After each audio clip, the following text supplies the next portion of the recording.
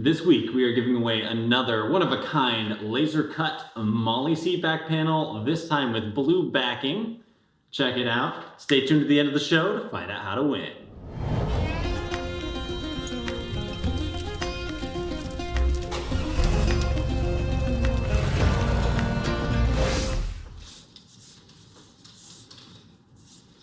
There's 3, there's 4, 5.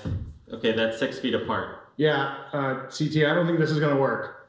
Neither of us is in the frame. Dang it. All right, what do we do? All right, plan B. Yep, there we go. Okay, I don't think this is gonna work either. Dang it. I think we're gonna have to go like split screen. Hey guys, welcome to the Blue Ridge Bonfire, the official weekly update show of Blue Ridge Overlanding gear. We are all about overcoming the obstacles to getting outside. I'm CT. And I'm phoning in, and I'm Dean. And it's good to have you guys along. So first off, last week we posted the Overland Scented Candles product video. Go back and check that out if you haven't already. That's for these. Oh, shoot. All right. All right, our cover's blown.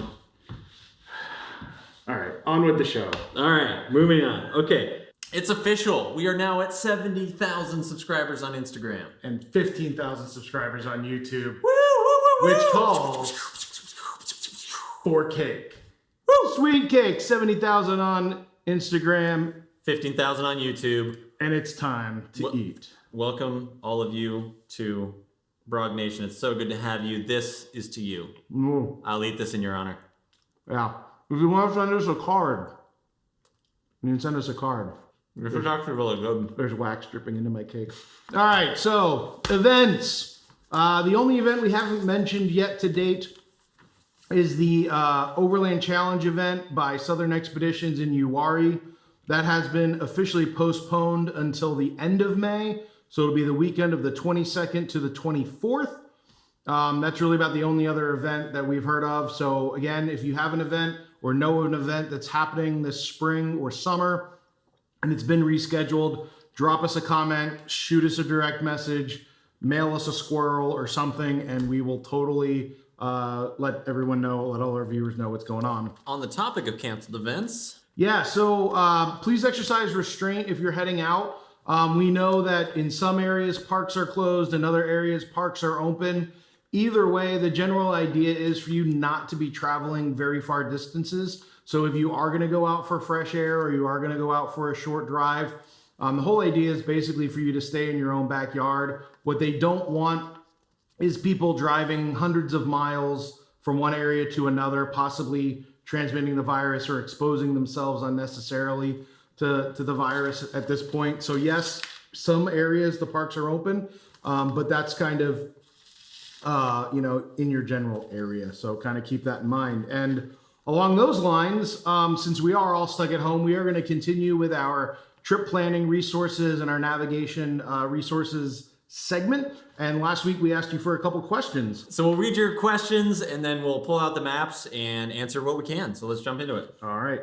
So first question, Lucas Antes on YouTube asked, how do you choose where to go and how do you choose a route? So we thought that was a really good question that we could address. And then Kelly Levely on YouTube asks, what do you find most useful when trip planning, online resources or print resources?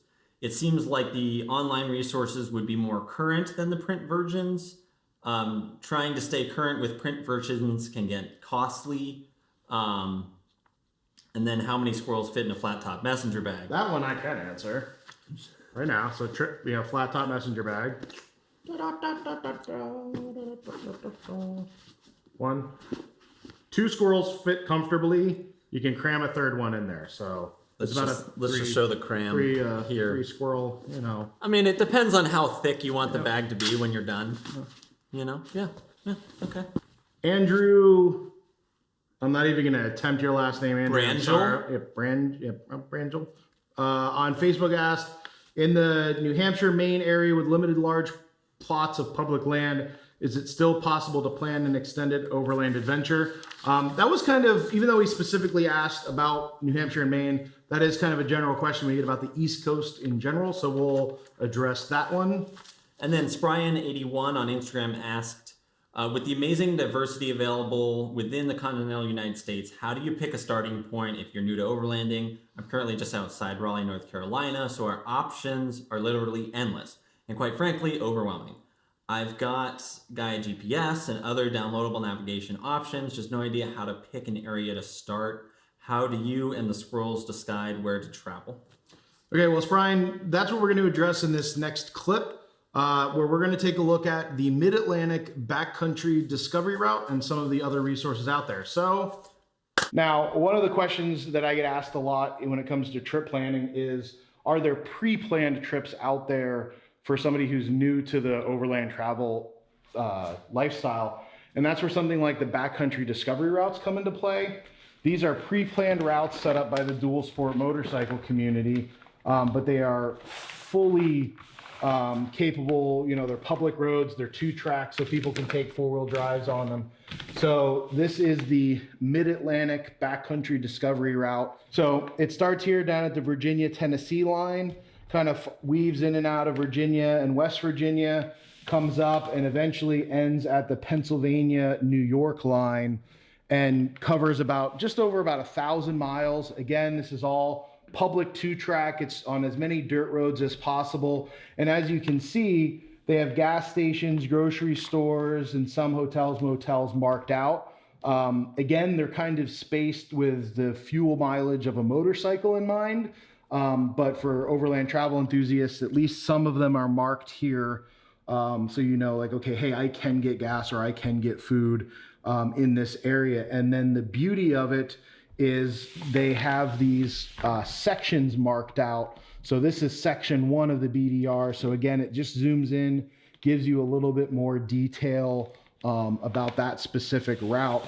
And then if we flip over to the back side of the map, one of the cool features is along the bottom, it gives you the elevation profile of the whole route. So you can kind of see what the hills are like. So that kind of stuff. And again, it just blows out each section of the BDR, giving you details, kind of some of the highlights and stuff like that. So once you decide you're going to do something like this BDR and you say, okay, you've got the map, now is when you can go to your gazetteer and you can find out a lot more of the finer detail. So we go down here, we know that the BDR starts in Damascus. We can open up the gazetteer and we can look down here and we can see that Damascus is on page 22. So now we can open up onto page 22. Here's the town of Damascus. So now we know that's where the BDR starts.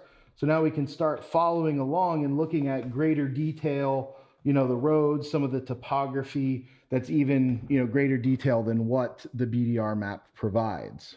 So that's one way to combine resources. Another way to combine resources is, for instance, on the Mid-Atlantic BDR, when you get up into Pennsylvania, that's where you can tap into the Purple Lizard maps. So for instance, the BDR in Pennsylvania goes right through Michaud State Forest, which is kind of this section right here. Well, here's the Purple Lizard map for Michaud.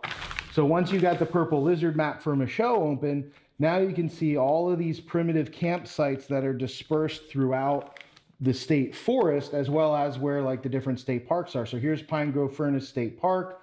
We've got the town of Mount Holly Springs up here in the upper right-hand corner. And the BDR pretty much snakes its way through Michaud State Forest on some of these Forest Service roads. So what you can do is you can say, okay, if I'm going to plan a stop in Michaud State Forest, maybe you want to go down to Pine Grove Furnace State Park and camp in a campground, or maybe you want to stay in one of these primitive campsites. So again, you're basically stacking your resources, honing yourself into that finer level of detail. And as you go through Pennsylvania, Purple Lizard has maps for Bald Eagle State Forest, which is kind of this section up through here.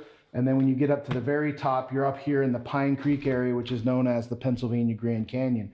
And again, just like with the Michaud map, each of these maps has all the different campgrounds, all the state parks, all the trails. If you're into outdoor recreation, it's got hiking trails and mountain biking trails on there as well.